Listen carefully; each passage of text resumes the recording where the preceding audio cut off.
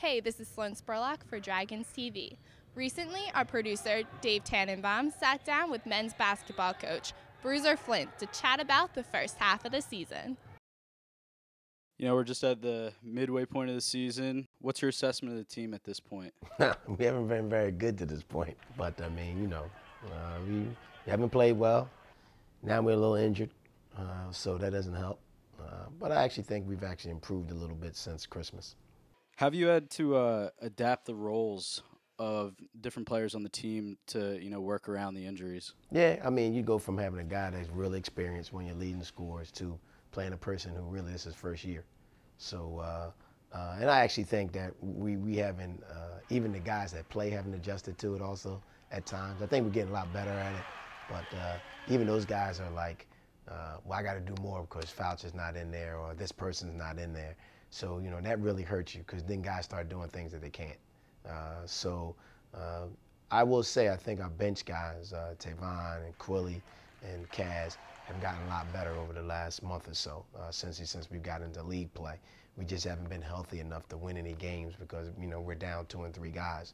The increase in playing time, how do you think that's going to help the team going forward throughout the rest of this season? Well, I think one of the things is they're starting to get comfortable. And when you're comfortable, you play a little bit more confidence. At the beginning of the year, they struggled. And then I played them in and out. They didn't play with a lot of confidence. They were scared out there. They made a lot of mistakes. So, one thing, as a player yourself, the one thing you have to do is you just have to be comfortable. When you're comfortable out there, you don't worry about mistakes. You know you're not going to be perfect, that you just go out there and play. And then what we call as a coach is play to the next play. You make a mistake, don't worry about it. I just got to get back and do what I got to do on defense or offense or whatever. When you're not that way, then one mistake becomes 5. So I just think they're way more comfortable out there in what they're doing, have a better understanding of what the coaches are asking from them, what the team needs from them. So just because of that, I think down the road, one, it'll make us a little bit deeper, give guys a little bit more of a blow. And like I said, as long as they play with the confidence, then they know they can be out there. What are your thoughts on the makeup of the conference this year, and what are you telling the guys as you approach this crucial stretch of the season? Well, for us, it's going to come down to actually that last weekend in Richmond anyway. So my thing is we just got to improve to that point. A lot of it's going to be with our health. But if we don't really get healthy, then the guys that get out there have to understand we have to get better. We got to play better defensively. Offense got to be a little bit smoother than it's been at times with the guys being out. This is going to be a one-bid league for the NCAA tournament. Nobody really, played well outside the conference. So it's going to be about who playing well in the conference tournament. In what areas or area do you think that the team so far this season has had success, and where do you think the biggest needs of improvement are? I think we're playing better defensively, especially in our last couple of non-conference games and into the first few conference games. We haven't been very good. We haven't shot the ball well in conference. One thing that's killed us throughout the whole year is that we just turn the ball over way too much. And not only that, we turn the ball over for baskets to the other team, what coaches call runouts. We got a lot of runouts in our games. And we just do it at bad times in the games. Even when we're up, all of a sudden we give out 4 or 5 runouts, and we could be up. Next thing you know, we're down. And at times we really haven't been able to recover from that. Earlier this season, you recorded your 200th career victory at Drexel. What does that accomplishment mean to you personally and, with respect to the program that you've helped build here? Well, that means I've been working there for a while. That's what that means. In this business, when I talk to guys about it, it's about longevity. One thing people don't understand about sports is not a lot of security. You know what I mean? You better get it done or you're going to be gone. I've had good players. It's not about me, you know what I mean? It's about the players. It's all about your players. I tell everybody all the time, look, you can be the best coach in the world. If you don't have players that can do what you ask them to do, then guess what? You can forget about it. So, I've been blessed to have good players. We've been able to win. I've been here for 12 years. I think it's, I love it. You know what I mean? It's been a great partner being able to work here. But it's all about the guys. You don't win without them.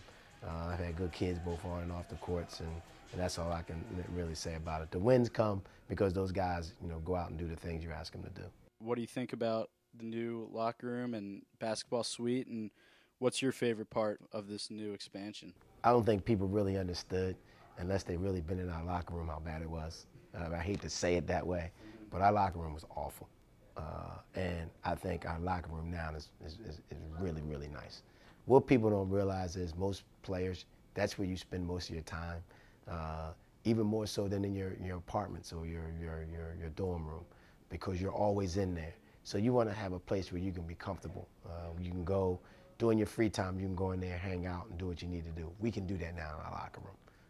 And I think that made it a big time now. So when I bring a recruit in, he looks around and says, wow, I can be comfortable here. The guys tease me because, once in a while I would get upset and, like heave something. They said, you're not throwing nothing in this locker room. Finally, as we move forward throughout the second half of the season here, is there one message or theme that you're really trying to impress on the players and staff to get this moving in the right direction and head towards, hopefully the ultimate goal of the NCAA tournament? Well, we always talk about perseverance. You got to fight through your adversity. We know we haven't gotten off to a good start with all the expectations, but I was like, you can quit, or you can say, all right, let's try to get to this goal. The goal is still there, so there's a different approach to it now than we've had. But it's all about working. You got to get up in the gym. You got to work hard at it. You got to understand these are deficiencies. Everybody got to buy into what we're trying to improve.